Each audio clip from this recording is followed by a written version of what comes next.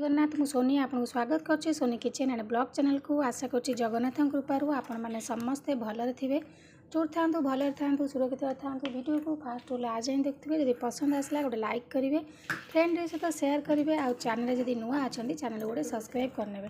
तो डेरी नगे चलो स्टार्ट करवा आज गोटे रेसिपी। आज रेसिपी अच्छी बैगण को लेकिन देखो ये बैगण काटी लंबा लंबा ता सहित आलू काटी नहीं लंबा लंबा। बैगण आलू को मुझे काटिकी पानी पकई कहीं बैगण कला पड़ आलू कला पड़ तो काटिकी पानी पकई ने।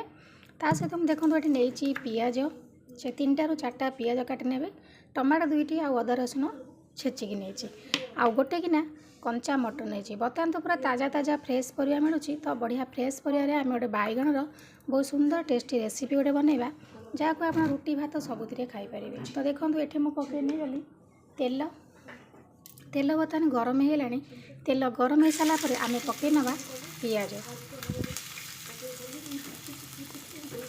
बैगण ये सुंदर चटपटा रेसिपी आप भात सहित रुटी सहित खाईपारे। खाया बहुत बढ़िया लगे कहीं बर्तमान मटर फ्रेश परिया सब बहुत बढ़िया बढ़िया मिलूँ। तो बैगण गोटे सुंदर रेसिपी बनातु गोटे प्रकार आइटम खाइले सब बहुत भल लगी था।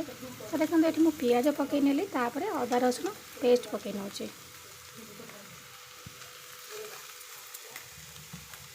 देखो पियाज और अदा रसुण पेस्ट पकई सारापर आम टे एपट सेपट करनवा। लुण लुण शीघ्र पकई ने आमर पियाजटा कौन हम ना बहुत जल्दी नई जीव माने भाजी हो भलसे से आप प्रथम टे पियाज कौन करेंगे ना लुण पकई ने। पकई नवा ये हलदी गुंड भी आपणकर पियाज को जल्दी से भाजी नब। तो देखो पियाज आम हलदी गुंड लुण पकईकी ठीक से भाजी नवा। पियाज को भल सागर लाल करके भाजी सारापर तो ये देखो पियाज आ अदा रसुण भाजी है। तो ये आम पकई नवा कंचा मटर। आम ये टमाटो टे पछे दवा कहीं टमाटो जब आपंकर बाजीज बैगण धीरे टमाटो पकईदे मिसेकिना फास्ट ताले बैगण आपंकर हाथ सीझा हो सीझबनी। तो से आम पछे पकईवा। तो ये आप बैगण आलू तेल एमती भाजिकी काढ़ी पारे न काढ़ी एमती तेल भाजिकी डायरेक्ट करें।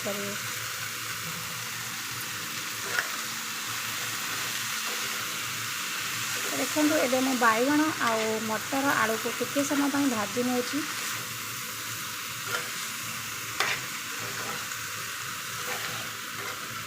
पियाज अदा रसुण जब आम टमाटो पकई नवा ताले बैगणटा आम जो पकईवा हाथ सीझा हो खट्टा बाजिले से आम पर पकईवा।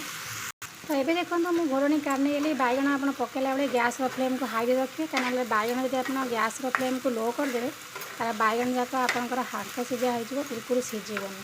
से गैस फ्लेम को पूरा हाई रखिए।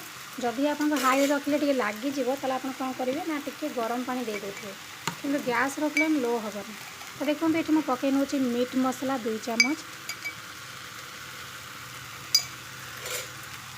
तापर देखो ये मुझे नहीं जाऊँगी धनिया गुंड 2 चामच। आपको जब पसंद ना तो आप जीरा गुंड नहीं पारे, करी पाउडर नहीं पारे। तो देखो मीट मसला और धनिया गुंड पकई सारापर आम ए एपट सेपट करनवा।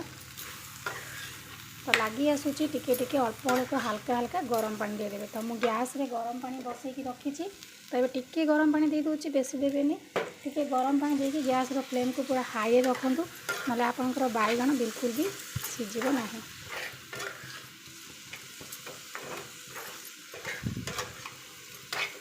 तो मसला सहित ये मुझे पकई नहीं गली आउे अल्प खाली पानी देली बेसी पानी देवेनि टिके पानी देदेवे। गैस रो फ्लेम को हाई रखिए आगे आम घोड़े नवा। तो ये देखो मुझे घोरणी काढ़ी नहीं एबे पकई नवा आम टमाटो।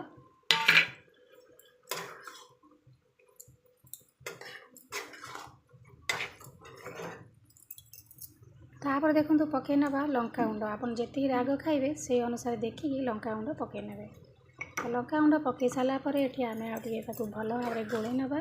गोले सारापर आम आगे घोड़े नवा टिके पानी देदेवे। बैगण प्राय सीझी आसला एथर गैस रो फ्लेम को मीडियम करदे। तापर टिके पानी देकी आम आउ 5 मिनट घोड़े नवा। तो पियाज भाजी बेलू मुझे लुण पकई ये आउ टे लुण पकई नौ।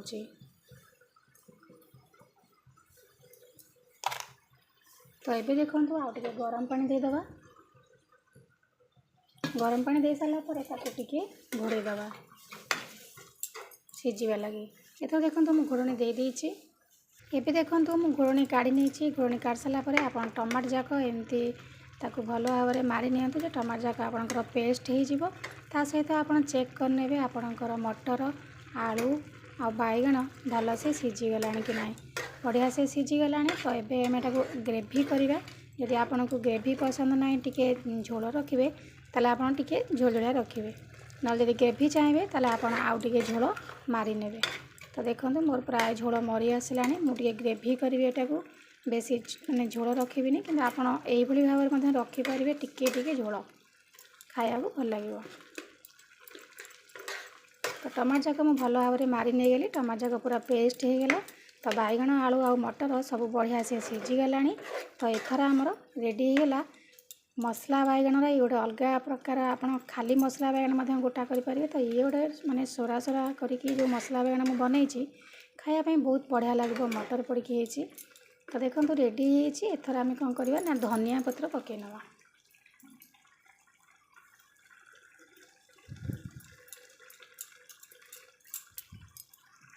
तो एथर देखो रेडी हो बैगणर ये सुंदर चटपटा रेसिपीटी एथर पूरा बहुत बढ़िया से होगला। तो आपको आप गरम भात सहित खातु रुटी सहित खातु पूरा गरम गरम खातु आ मजा नियंतु। आ रेसिपीटी आप निश्चित भाव में थे ट्राए करूँ। देखो केते सुंदर भाव में आपन को खाइबा को भल लगे। तो विभिन्न प्रकार आइटम आम बनईकी खाई परिबा। तो बर्तमान आपनकर बहुत विंटर सीजन रे फ्रेश फ्रेश परिबा मिलिबो।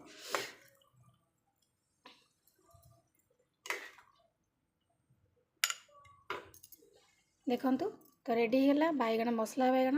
तो आशा करछे आज रेसिपी आपको भल लगी। जब भल लगी गोटे लाइक करेंगे फ्रेंड सहित शेयर करेंगे आ चैनल जब नुआ अच्छा चैनल गोटे सब्सक्राइब करने। तो आज मुझे विदाई नौ पुणी देखा आप सहित नेक्स्ट वीडियो से पर्यंत हूँ नमस्कार जय जगन्नाथ।